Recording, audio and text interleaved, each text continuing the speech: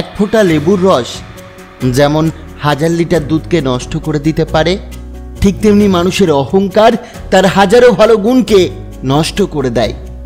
আপনি যদি তৃপ্তি নিয়ে বিছানায় যেতে চান, তাহলে প্রতিদিন সকালে আপনাকে দৃঢ় সংকল্প নিয়ে উঠতে হবে। জীবনে সব কিছুকে ফিরিয়ে আনতে পারবেন, কিন্তু কখনো সময়কে ফিরিয়ে আনতে পারবেন না। তাই সময়ের মূল্য দিন। বৃষ্টি থেমে গেলে ছাতাটাও আমাদের কাছে বোঝা মনে হয়। ঠিক সেই রকম মানুষ উপকার নেওয়ার পর উপকারীকে মনে রাখে না। দুর্বল লোকেরা প্রতিশোধ নেওয়ার চেষ্টা করে, আর শক্তিশালী লোকেরা ক্ষমা করে দেয়, আর বুদ্ধিমান লোকেরা উপেক্ষা করে। জীবনে এই দুটি জিনিস কখনো প্রকাশ করো না, তাহলে কষ্ট ভোগ করতে হবে তোমায়। 1, নিজের কষ্ট অন্যের সামনে প্রকাশ করো না, না হলে হাসির পাত্র হবে। 2, ভালোবাসা প্রকাশ করো না, প্রকাশ করলে অবহেলার পাত্র হবে। এই 11টি ক্ষেত্রে সর্বদা চুপ থাকুন, আপনার উন্নতি কেউ রুখতে পারবে না। নাম্বার 1, যখন আপনি চুপ থাকেন আপনার মস্তিষ্ক বিশ্রাম পায় এবং সেই সময়টাতে আপনার মানসিক চাপ কমতে থাকে। নাম্বার 2, যখন আপনি চুপ থাকবেন তখন আপনি যে কোনো পরিস্থিতি ভালোভাবে পর্যবেক্ষণ করতে পারবেন, যা আপনাকে সঠিক সিদ্ধান্ত নিতে সহযোগিতা করবে। নাম্বার 3, দীর্ঘ সময় যদি আপনি চুপ থাকতে পারেন, অযথা ঝগড়া বা বিতর্ক সহজেই এড়িয়ে যেতে পারবেন, যা সম্পর্ক উন্নত রাখতে সহায়ক। নাম্বার 4, যখন আপনি চুপ থাকবেন তখন অন্যের কথাগুলি মন দিয়ে শুনতে পারবেন, যা তথ্য সংগ্রহ এবং অন্যকে বোঝার ক্ষেত্রে সহায়ক। নাম্বার 5, যখন আপনি চুপ থাকবেন তখন মনের গভীরে থাকা চিন্তা প্রকাশ করতে পারবেন, যা আপনাকে একজন বুদ্ধিমান ব্যক্তি হিসাবে উপস্থাপন করবে। নাম্বার 6, যখন আপনি চুপ থাকবেন নিজের আবেগ ও প্রতিক্রিয়া নিয়ন্ত্রণ সহজে করতে পারবেন, যা ব্যক্তিগত ও পেশাগত জীবনে উন্নতি এনে দেয়। নাম্বার 7, কখনোই সমালোচনার পাত্র না হওয়াই ভালো। অন্যের ব্যক্তিগত কথা নিয়ে আলোচনা থেকে নিজেকে দূরে রাখা ভালো, এতে আপনার প্রতি অন্যদের বিশ্বাস বাড়ে। নাম্বার 8, যখন আপনি অপ্রয়োজনীয় কথা বলবেন তখন আপনার সম্পর্কে ভুল ধারণা তৈরি হবে অন্যের মনে, তাই সব ক্ষেত্রে বলুন কম, শুনুন বেশি। নাম্বার 9, সমালোচনা না করে নিজের কাজকে প্রাধান্য দিন, নিজের কাজে মনোনিবেশ করুন, এতে আপনার কাজের মান উন্নত হবে।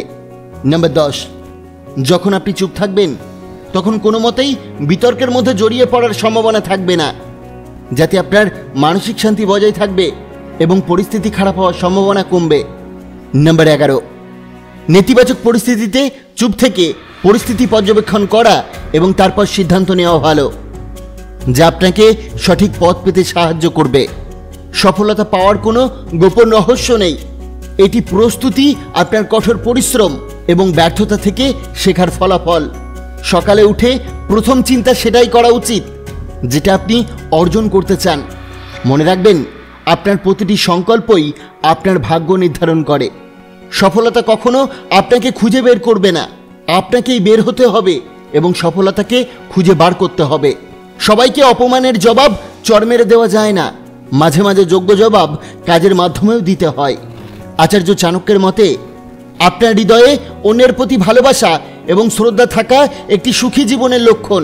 সুখী জীবন প্রতিটি মানুষেরই কাম্য, কিন্তু মানুষের জীবন অনেক মায়ায় ঘেরা, আর সেই সব মায়ার ফাঁদে পড়ে জীবন থেকে সুখ চলে যায়।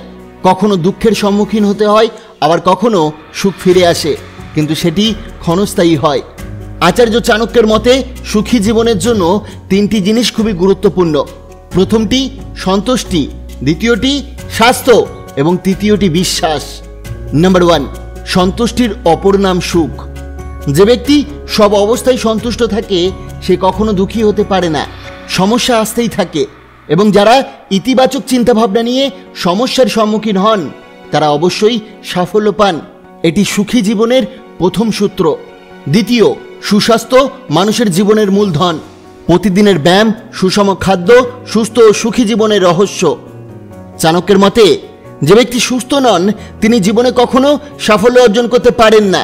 তার জীবন সংগ্রামে পূর্ণ, এই সংগ্রামে তিনি সুখ উপভোগ করতে পারেন না। তৃতীয়, আত্মবিশ্বাস এমন একটি গুণ যার সাহায্যে বড় কাজ সহজেই করা যায়। আপনি যদি নিজেকে বিশ্বাস করেন তবে ব্যর্থতার ভয় আপনাকে কখনো বিরক্ত করবে না।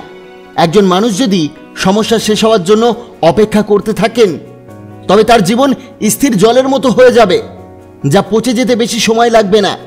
বরং আত্মবিশ্বাস রেখে সমস্যার সমাধানের চেষ্টা করুন। বন্ধুরা, আশা করি ভিডিওটি আপনার অনেক ভালো লেগেছে। অবশ্যই ভিডিওটিকে একটি লাইক করবেন, কমেন্ট করবেন, প্রিয়জনের কাছে শেয়ার করতে ভুলবেন না। আপনাকে অসংখ্য ধন্যবাদ ভিডিওটি শেষ পর্যন্ত দেখার জন্য।